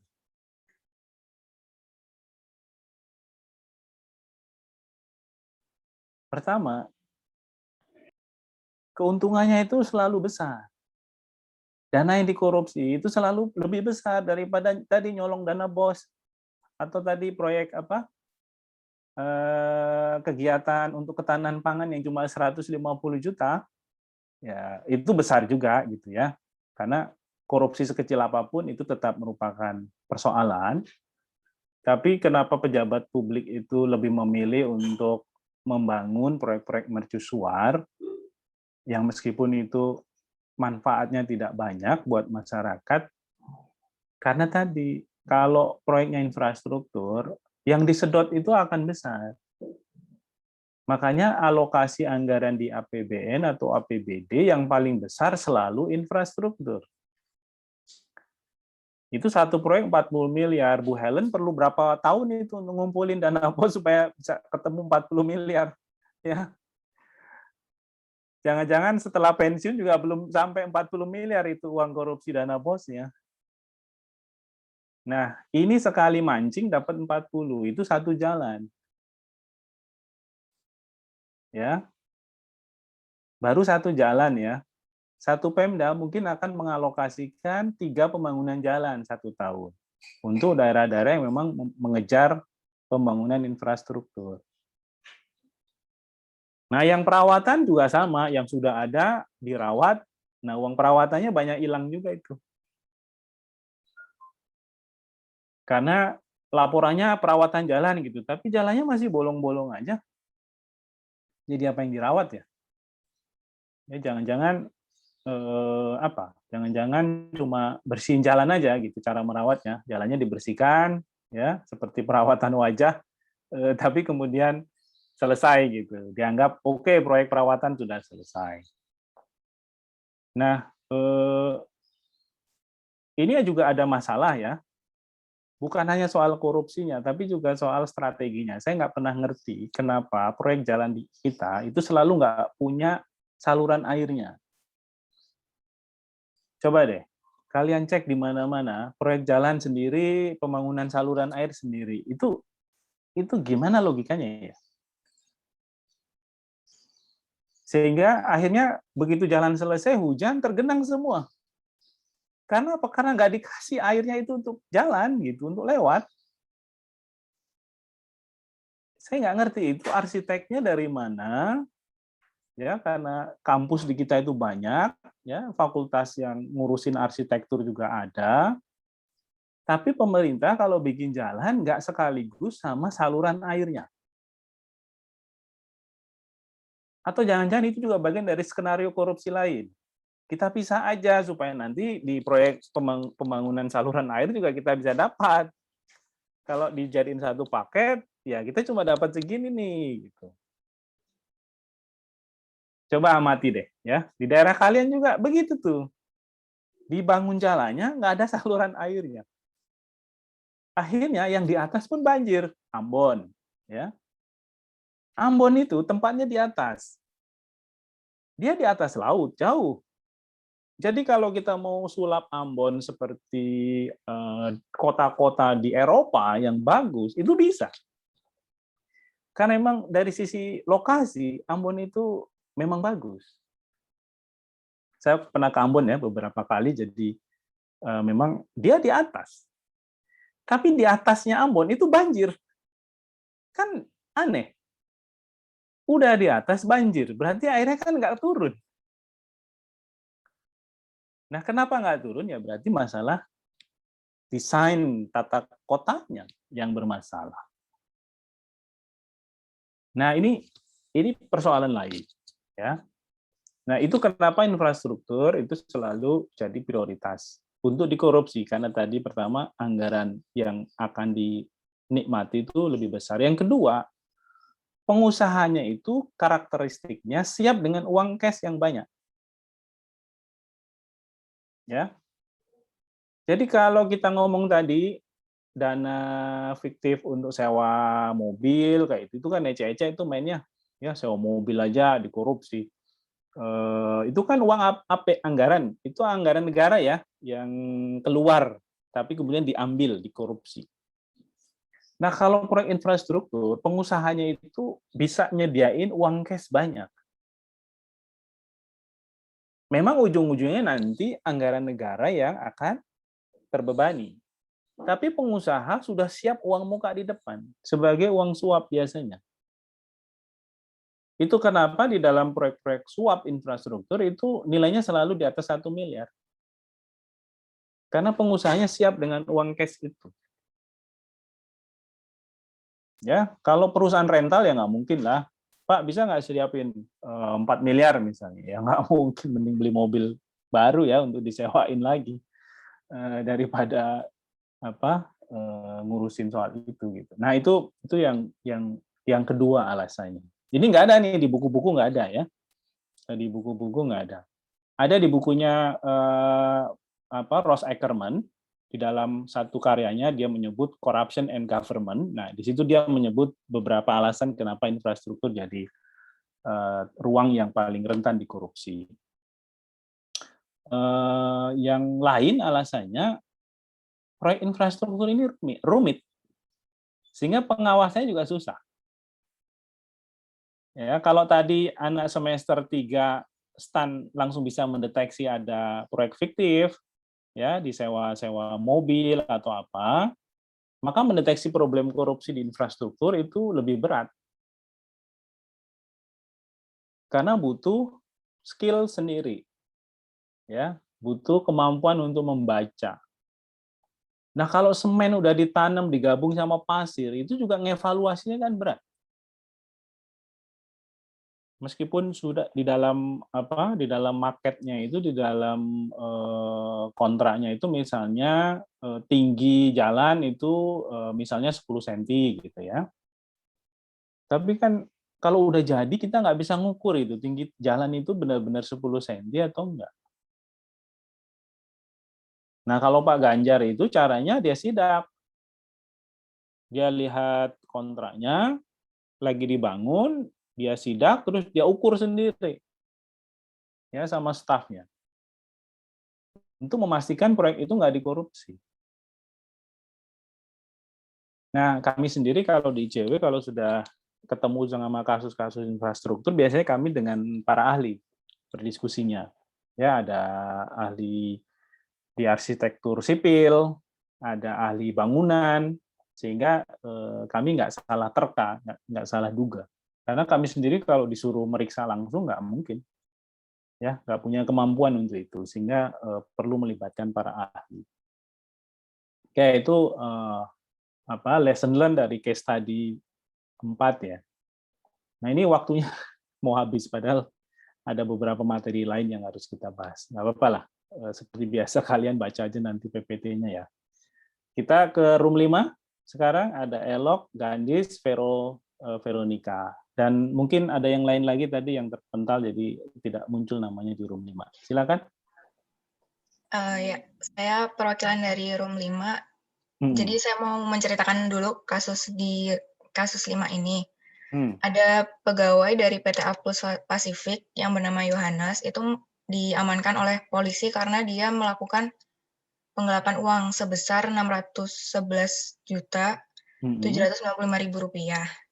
Nah, uang ini tuh sebenarnya dikeluarkan perusahaan untuk melakukan pengadaan barang, di mana perusahaan itu membutuhkan selang hidrolik untuk kegiatan usahanya, karena perusahaan itu bergerak di bidang konstruksi galvalum dan gipsum. Nah, kalau dari jenis korupsi yang dilakukan ini udah pasti dia melakukan tindakan penggelapan. Kemudian kalau dari modus atau penyebabnya, jadi di sini disampaikan bahwa si Yohanes ini tuh melakukan penggelapan untuk uangnya itu digunakan untuk foya-foya. Jadi untuk memperkaya dirinya sendiri dan kemudian juga dia untuk mencukupi kebutuhan sehari-hari untuk kebutuhan, karena dia di sini dia menceritakan bahwa dia tuh akan melakukan pernikahan dan kebetulan istrinya sudah hamil duluan, jadi dia melakukan penggelapan dana untuk mencukupi kebutuhan dari si calon istri dan anaknya. Nah, kemudian penyebab lain yang memungkinkan ini terjadi itu karena kita tahu kan, pasti kalau misalnya pengadaan barang di suatu perusahaan itu perlu otorisasi dari pihak yang berbeda dari yang meminta pengadaan. Nah, di sini bisa terjadi mungkin karena tidak ada pemisahan tugas antara yang meminta pengadaan dengan yang melakukan otorisasi atas pengadaan itu. Jadi, bisa dilakukan penggelapan dana. Nah, di sini si Yohanes itu melakukannya dengan dia membuat perusahaan fiktif atau supplier fiktif yang untuk menjual selang hidrolik itu. Jadi perusahaannya itu tidak terdaftar dalam daftar-daftar suppliernya perusahaan itu, si Aplus Pasifik. Kemudian dari dampak yang ditimbulkan dari ini udah pasti kerugian dari pengadaan itu kan, tadi sebesar 611 juta sekian. Nah, kemudian kerugian yang lebih berdampak bagi perusahaan itu pasti karena penggelapan dana yang dilakukan itu untuk pembelian selang hidrolik, yang mana itu untuk kegiatan perusahaan dalam produksi dan kegiatan bisnisnya, sudah pasti kegiatan bisnis perusahaan itu terhambat. Karena dia mungkin digunakan untuk membuat galvalum atau gipsum. Jadi kalau misalnya pengadaan barang itu tidak ada, barang yang dibeli itu tidak ada, sudah pasti perusahaan tidak dapat melakukan produksi atau melakukan pekerjaan bisnisnya itu. Dan mungkin di sini perusahaan sudah melakukan beberapa kontrak pembelian dengan para customer. Dan akibat dari penggelapan dana itu bisa jadi perusahaan tidak dapat menyelesaikan pekerjaan tepat waktu, sehingga mungkin beberapa customer akan menilai perusahaan itu buruk, dan kedepannya mungkin bisa tidak melakukan pembelian di perusahaan tersebut lagi karena kejadian ini. Itu saja Pak dari saya. Oke, Gandisa, kamu mewakili atau ada yang lain yang mau bicara? Saya mewakili, tapi mungkin teman-teman ada yang mau menambahkan. Oke, Elok, Veronica, ada tambahannya? Nggak ada. Nah, ini case study 5 ini agak tricky ya. Kenapa agak tricky? Saya kasih warna tertentu nih. Sebentar ini. Case study 5. Aduh. Mana sih barusan saya buka kok. Case study 5 ya. Oh, bukan. Mana sih? Bentar. Nah, ini saya share aja.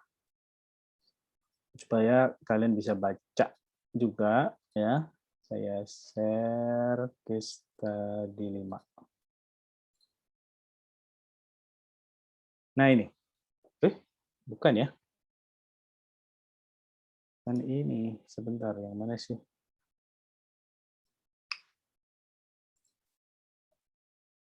Bukan, sebentar. Nah ini, case study 5. Oke. Case study 5. Ya. Nah, ini yang tadi dibaca oleh grup 5. Nah, saya akan meng-highlight beberapa hal yang akan membedakan apa itu korupsi dengan apa yang dimaksud sebagai kejahatan umum atau tindak pidana umum. Nah, di sini judulnya, beritanya, gelapkan uang perusahaan, Yohanes terancam menikah di sel tahanan. Yang saya tandai adalah uang perusahaan. Ya. Kalau tadi case study 1, 2, 3, 4 itu ngomong soal uang negara semua ya. Nah, ini uang perusahaan. Pertanyaannya, kalau uang perusahaan bisa masuk kategori korupsi nggak? Nah, itu pertanyaan pertama ya. Dia akan masuk sebagai bagian dari tindak pidana korupsi sebagaimana yang diatur oleh Undang-Undang Tindak Pidana Korupsi atau bukan? Bukan, Pak. Bukan ya. Ya. Jadi sebenarnya case study 5 ini bukan bagian dari tindak pidana korupsi. Meskipun kalau kita melihat karakteristik dari kasusnya, itu nggak ada bedanya dengan yang tadi. Ya. Nggak ada bedanya. Nggak ada bedanya karena apa? Ada ini ya, ada kegiatan fiktif yang membuat uang dari perusahaan sebesar 600 juta lebih itu hilang. Sama dengan proyek fiktif tadi. Ya. Nah, akan tetapi kemudian si Yohanes ini dijerat dengan pasal 372 KUHP, Kitab Undang-Undang Hukum Pidana. Terkait apa? Penipuan atau penggelapan. Yang pasal ini tetap ada di KUHP, tidak ditarik sebagai bagian dari delik tindak pidana korupsi. Pasal penggelapan yang ditarik sebagai bagian dari delik tindak pidana korupsi itu nanti masuknya di jenis perbuatan korupsi penggelapan dalam jabatan. Tapi tidak sebagaimana dalam kasus ini. Ya. Karena yang diatur oleh Undang-Undang Tipikor kita adalah korupsi di sektor publik. Tidak korupsi di sektor swasta. Sehingga kalau ada masalah yang karakteristiknya sama, tapi tempat kejadiannya berbeda, belum tentu kemudian dia dianggap sama. Ya. Nah, dalam kasus Yohanes ini, semua karakteristik korupsinya sama dengan yang sebelum-sebelum. Tapi kejadiannya dia di sektor swasta, sehingga tidak dimasukkan sebagai delik tindak pidana korupsi. Nah, oleh karena itu ketika kita memandang korupsi, itu ada dua. Korupsi sebagai substansi perbuatan, yang kedua, korupsi sebagai kejahatan yang diatur oleh undang-undang. Nah, apa yang dilakukan oleh Yohanes dan cerita di case study 5 ini adalah korupsi dari sudut pandang substansinya. Ya, ini korupsi juga sebenarnya sama, ya, maling. Ya. Akan tetapi karena dia di sektor swasta, tidak bisa dijerat dengan undang-undang tindak pidana korupsi. Makanya ada undang-undang lain yang dipakai, yaitu Kitab Undang-Undang Hukum Pidana tentang penipuan dan penggelapan. Nah, ini untuk membedakan ya korupsi dan yang bukan korupsi. Ada pertanyaan?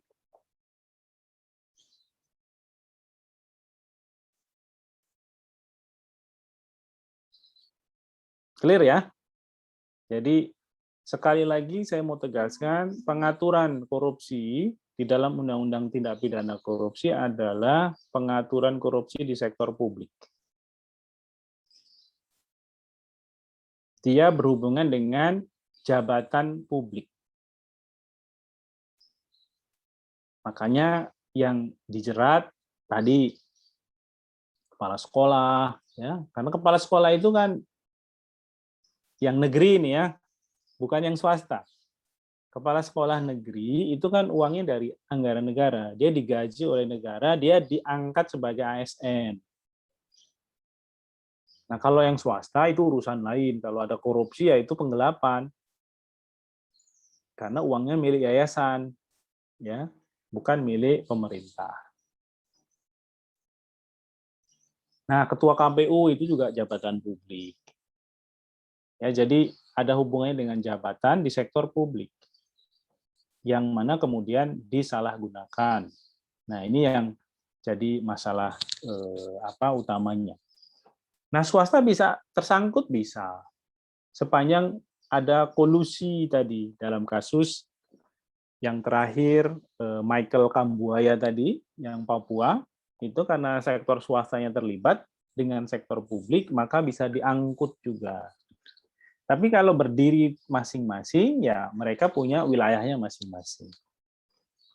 Nah itu, kira-kira untuk case study 5, terima kasih teman-teman untuk yang room 5. Sekarang kita ke room 6, silahkan.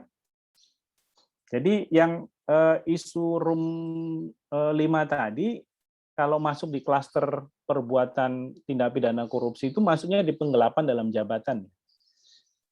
Tadi ada kerugian keuangan negara, jenis keduanya berarti penggelapan dalam jabatan. Oke, sekarang kita ke room 6, silakan. Jadi saya dari room 6 akan pertama-tama menceritakan dulu kasus 6 ini. Nah, untuk di kasus 6 ini, dia tuh ada seorang wartawan. Nah, wartawan itu dia mengaku jurnalis dari salah satu televisi swasta nasional, yaitu Trans 7.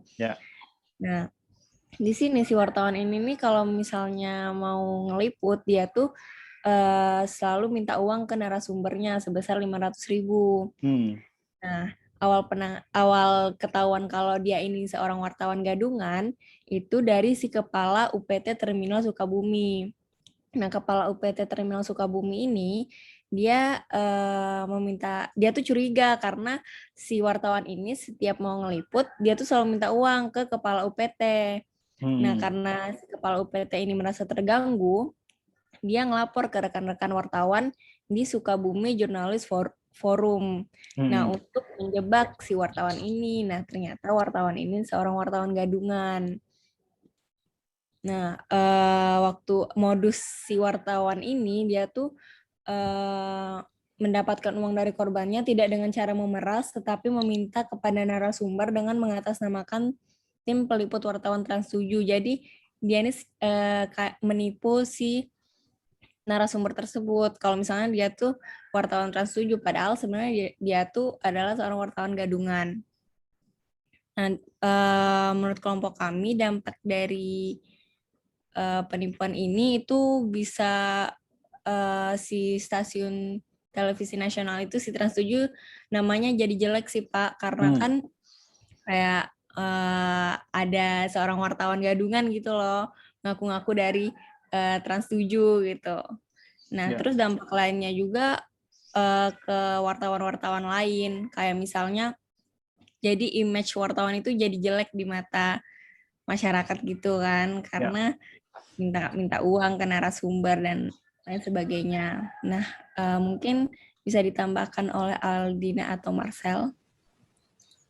Baik Pak, jadi saya akan menambahkan terkait dengan permasalahan ini. Jadi salah satu faktor penyebab dari terjadinya pemerasan oleh oknum wartawan gadungan ini mungkin salah satunya karena kurangnya lapangan pekerjaan atau pengangguran. Nah, karena kan oknum ini mungkin melihat bahwa pekerjaan ini merupakan salah satu lahan basah gitu Pak. Jadi karena terdapat di suatu daerah terdapat wartawan yang benar-benar wartawan juga melakukan hal ini, melakukan pungli. Nah, jadi mungkin oknum tersebut melakukan hal tersebut. Kemudian dari dampak pemerasan yang kita ketahui dari kepala terminal yang mengalami penipuan, kepala terminal ini akan merasa trauma atau mengalami ketidakpercayaan terhadap wartawan yang benar-benar ingin meliput berita secara jujur. Lalu seperti yang dikatakan oleh Ayu tadi, wartawan tersebut akan mengalami tindak blacklist atau ketidakpercayaan terhadap seseorang. Jadi dari kepala stasiun tersebut juga akan selalu berburuk sangka kepada wartawan-wartawan yang benar-benar ingin meliput. Kemudian tambahannya mungkin wartawan gadungan ini dapat dijerat di dalam pasal 378 Junto, 372 Kitab Undang-Undang Hukum Pidana KUHP dengan ancaman hukuman di atas 4 tahun penjara. Mungkin itu aja sih Pak. Terima kasih. Oke, Nisa. Temanmu yang lain ada nggak yang mau ngasih pendapat? Mungkin Marcel, Pak, ada. Marcel? Izin menambahkan, Pak. Ya, silakan. Selaras seperti yang disebutkan Aldina tadi, Pak. Memang faktanya juga di lapangan terjadi pemerasan yang dilakukan oleh oknum wartawan dan LSM ya. Yang baik itu wartawan asli dan LSM asli, pemerasan terhadap pejabat publik. Mereka itu seolah-olah mengancam akan memberitakan buruk jika tidak diberikan uang komisi gitu, komisi dari anggaran. Nah, yang menariknya lagi dari kejadian asli maupun gadungan ini itu sebenarnya nggak terlalu oke lah, yang mungkin ada wartawan yang baik lah misalnya memang meliput. Tapi sepengamatan saya, wartawan asli dan gadungan itu sama-sama akan menimbulkan efek korupsi, Pak, terhadap uang negara. Korupsinya dari mana? Saya baca tadi kan disebutkan di case 6 ini, disebutkan bahwa kepala UPT tersebut mengatakan, saya curiga dengan gelagat orang ini karena setiap mau liputan selalu meminta uang kepada saya. Di situ kan disebutkan selalu, berarti terjadi pemberian uang tersebut sudah lebih dari 1 kali, karena kalau misalnya tidak diberikan dari awal pun pasti wartawan gadungan ini tidak mau lagi datang ke orang tersebut, pejabat tersebut. Nah, hal ini tentunya akan menimbulkan korupsi dari sisi mana? Sisi uang yang diberikan si pejabat UPT. Biasanya pejabat publik jika memberikan uang ke wartawan, itu biasanya memainkan anggaran, Pak. Kan nggak mungkin dong mereka mau dengan ikhlas hati memberikan uang kepada orang secara cuma-cuma, gitu. Biasanya ada anggaran yang mereka tilep juga, yang dilakukan oleh pejabat publik tersebut untuk membayar wartawan atau LSM tersebut gitu. Jadinya timbullah sifat-sifat koruptif lagi, Pak, gitu. Nah, dari dampak yang lainnya lagi, baiklah ada misalnya pejabat publik yang jujur, namun datang wartawan dan LSM mengancam jika tidak diberikan komisi, maka jalan satu-satunya adalah ke pejabat publik tersebut akan melarikan diri kan, atau melakukan sembunyilah dari wartawan tersebut. Sehingga yang terjadi apa? Misalnya pada contoh kasus ini itu disebutkan bahwa terkait lalu lintas mudik. Jadi pelayanan publik akan terhambat jika hal ini terjadi, di mana yaitu koordinasi yang seharusnya dilakukan oleh UPT terminal tersebut terkait koordinasi arus lalu lintas agar menghindari kemacetan akhirnya terganggu hanya karena menghindari wartawan atau LSM tersebut gitu. Ini bisa mencapai multiplier efek sih, Pak. Sekian Pak, terima kasih. Marcel, terima kasih. Aldina, ada tambahan? Sudah Pak tadi. Sudah cukup, oke ya. Ya, cukup. Oke, nah ini case tadinya juga sebenarnya agak menjebak ya, karena diksi memeras itu ada dua. Memeras sebagai bagian dari tindak pidana korupsi dan memeras yang merupakan kategori tindak pidana umum. Nah, bila mana memeras itu menjadi bagian dari tindak pidana korupsi dan bila mana memeras itu menjadi tindak pidana umum. Karena kita sedang ngomong soal 7 jenis perbuatan korupsi. Tadi sudah ada kerugian keuangan negara, sudah ada penggelapan dalam jabatan, dan sekarang masuk lagi satu kategori memeras. Nah, dalam case tadi, kelompok 6 tadi, pemerasan yang dilakukan oleh wartawan, dia tidak masuk dalam kategori pemerasan sebagai bagian dari tindak pidana korupsi. Tapi memeras sebagai kejahatan yang diatur dalam KUHP saja. Nah, kenapa dia tidak dikategorikan sebagai pemerasan yang menjadi bagian dari tindak pidana korupsi? Karena pelakunya. Pelaku pemerasannya wartawan, bukan ASN, bukan penyelenggara negara. Kalau pelakunya polisi, dia masuk tipikor. Kalau pelakunya ASN, dia masuk tipikor. Kalau pelakunya kepala daerah, dia masuk tipikor. Kalau pelakunya saya, tindak pidana umum. Ya, saya memeras misalnya menteri lah ya. Saya punya laporan kasus gitu. Di situ ada kasus korupsi besar, saya peras dia. Ayo, kalau nggak ngasih nanti saya laporin nih. Ya, kasusnya naik nih. Nah, dia kasih tuh saya berapa miliar gitu. Itu saya memeras. Tapi kalau saya dilaporkan, itu laporannya ke polisi dengan menjerat saya dengan pasal pemerasan sebagaimana yang diatur dalam KUHP. Sehingga pemerasan sebagai bagian dari delik tindak pidana korupsi fokus mengatur kepada pelakunya, bukan pada korbannya. Karena korbannya itu bisa siapapun. Tadi kepala UPT korbannya. Dia pejabat, dia ASN kan? Kepala UPT. Ya, bagian dari dinas di satu tempat, ya, dinas perhubungan. Dia ASN gitu, diperas oleh wartawan. Nah, pemerasan dalam tindak pidana korupsi fokus pada pelakunya, pegawai negeri atau penyelenggara negara.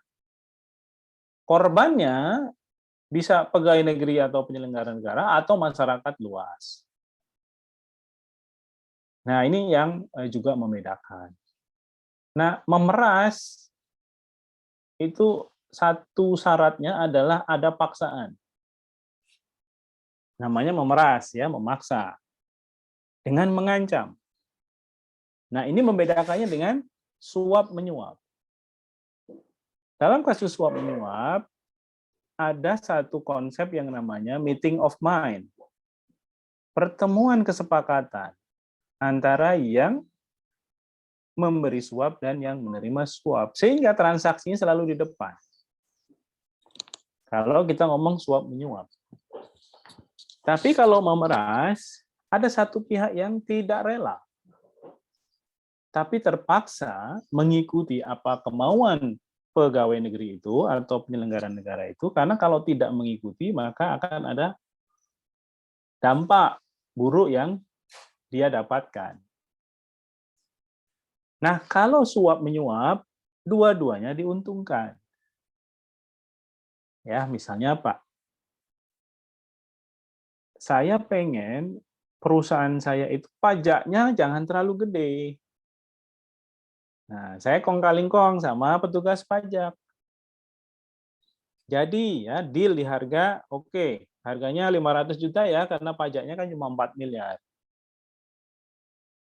Oke, Akhirnya disepakati, diotak-atik, jadi oke, berarti pajak Anda cuma 2 miliar nanti ya yang dibayarkan kepada negara.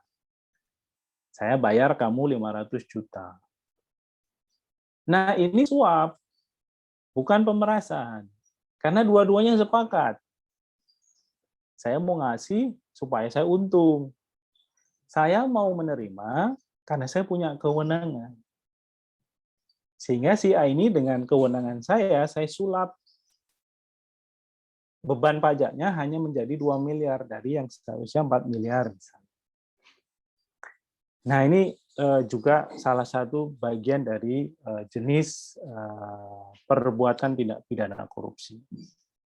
Nah, di luar itu ada lagi konflik kepentingan dalam jabatan, konflik kepentingan dalam pengadaan, ya. Kemudian ada lagi perbuatan curang dalam pengadaan, dalam pemborongan, dan yang terakhir adalah gratifikasi. Nah, ada lagi nanti perbedaannya antara suap dan gratifikasi. Bedanya di mana? Gimana caranya kita membedakan ini suap, ini gratifikasi? Nah, nanti di pertemuan berapa kita akan khusus mengupas soal gratifikasi ya. Sehingga di situ nanti juga akan saya jelaskan bedanya antara gratifikasi dengan suap menyuap. Nah, pendek kata kalau kita ngomong soal tindak pidana korupsi sebagai perbuatan yang dilarang dan diatur di dalam Undang-Undang Tindak Pidana Korupsi, definisinya tidak ada, tapi yang diatur adalah deliknya. Perbuatan korupsi secara umum dibedakan menjadi 7 jenisnya.